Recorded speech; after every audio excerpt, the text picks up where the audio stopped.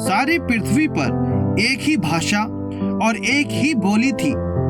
उस समय लोग पूर्व की ओर चलते चलते शिनार देश में एक मैदान पाकर उसमें बस गए। तब वे आपस में कहने लगे, आओ हम ईंटें बना बना के भली भांति आग में पकाएं। और उन्होंने पत्थर के स्थान पर ईंट से और चूने के स्थान पर मिट्टी के गारे से काम लिया।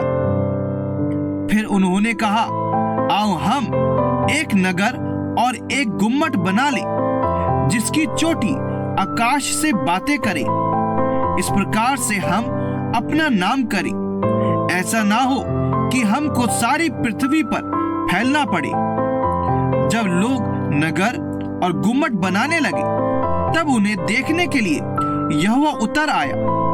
और यहोवा ने कहा, मैं क्या देखता हूँ कि सब एक ही दल के हैं और भाषा भी उन सब की एक ही है। और उन्होंने ऐसा ही काम भी आरंभ किया।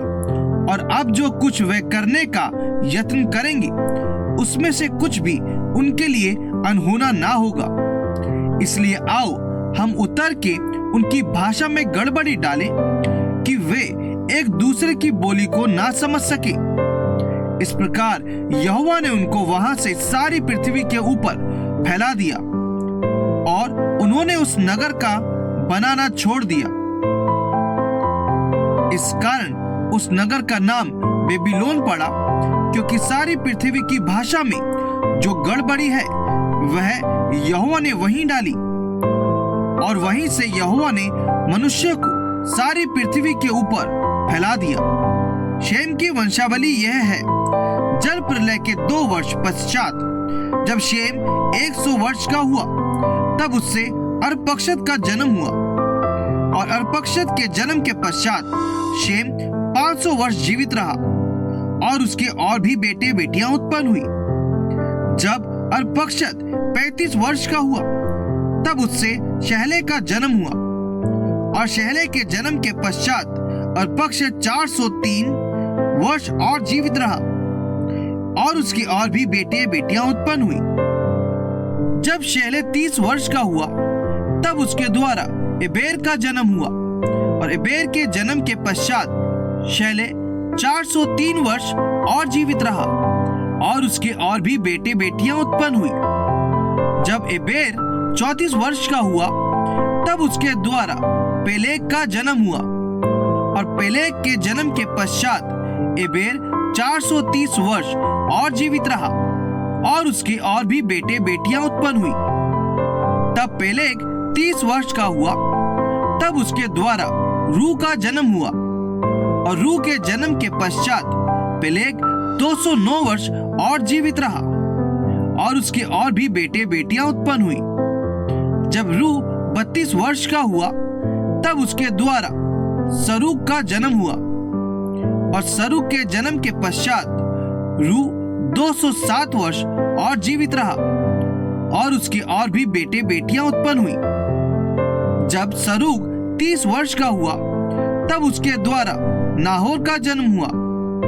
और नाहोर के जन्म के पश्चात सरूग 200 वर्ष और जीवित रहा और उसके और भी बेटे बेटियां उत्पन्न हुई। जब नाहोर 29 वर्ष का हुआ, तब उसके द्वारा तेरे का जन्म हुआ। और तेरे के जन्म के पश्चात नाहोर 129 वर्ष और जीवित रहा और उसके और भी बेटे बेटियां उत्पन्न हुई। जब तक तेरे 70 वर्ष का हुआ, तब तक उसके द्वारा अब्राम और नाहोर और हारान उत्पन्न हुए। तेरे की वंशावली यह है। तेरे से अब्राम, नाहोर और हारान का जन्म हुआ और हारान से लूत का जन्म हुआ। हारान अपने पिता के सामने ही कसदियों के ऊर नामक नगर में, जो उसकी जन्म भूमि थी, मर गया।